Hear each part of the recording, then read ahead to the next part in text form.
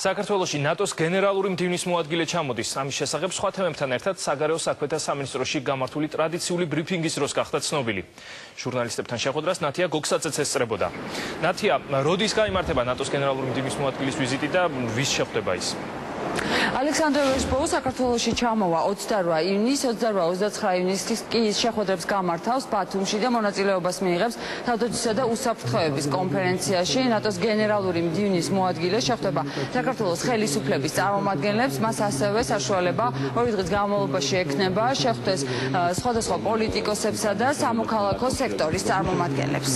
საქართველოს წარმოადგენს ამ ორგანიზაციის დამფუძნებელ ქვეყანას და ამ ორგანიზაციის შექმნის ძირითადი მოტივი, მიზანი იყო შავი ზღვის რეგიონში სტაბილურობის, მშვიდობიანი განვითარების, მშვიდობიანი წარმატებული თანაარსებობის და ამ აუზის ქვეყნებს შორის წარმატებული სავაჭრო-ეკონომიკური ურთიერთობის დამყარების ხელშეწყობა და ესე ვთქვათ წარმატებული პოლიტიკური და ეკონომიკური თანამშრომლობის მოდელის შექმნა.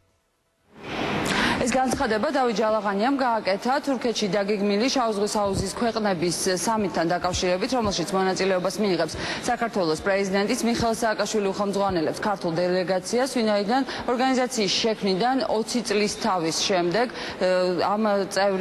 ამ ორგანიზაციის წევრი ქვეყნები იკრიბებიან თურქეთში და ისინი მონაწილეობას მიიღებენ კონფერენციაში, რომელიც თურქეთისა და სერბეთის ხელმძღვანელობით იმართება. შეეხება ნატოს გენერალური მდივნის მოადგილის ვიზიტს, ალექსანდრე მე შეგახსენებთ, რომ საქართველოში ჩამოვა 28 ივნისს.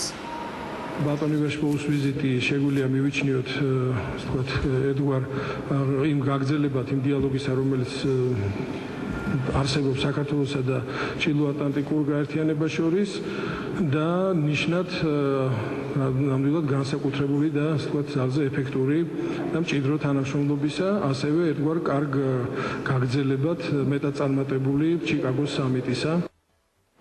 საგარეო საქმეთა მინისტრის მოადგილემ დღესვე ისაუბრა გრიგოლ ვაშაძის დაგეგმილ ვიზიტებთან დაკავშირებით. საგარეო უწყების ხელმძღვანელი უახლოეს დღეებში ეწვევა მალაიზიასა და ინდონეზიას. დღესვე ცნობილი გახდა, რომ ქართული მხარე ინდონეზიაში აპირებს საელჩოს გახსნასაც. დავით ჯალაღანია ასევე გამოეხმაურა ბალტიმორსა და კანადაში მომხდარ უბედურ შემთხვევებს, რომლის დროსაც გარდაიცვალა საქართველოს მოქალაქე, ისე როგორც ამერიკის შეერთებულ შტატებში, ასევე კანადაში. როგორც საგარეო საქმეთა მინისტრის მოადგილემ განაცხადა, სახელმწიფო მაქსიმალურად ეცდება დახმარება აღმოუჩინოს დაღუპულთა ოჯახებს.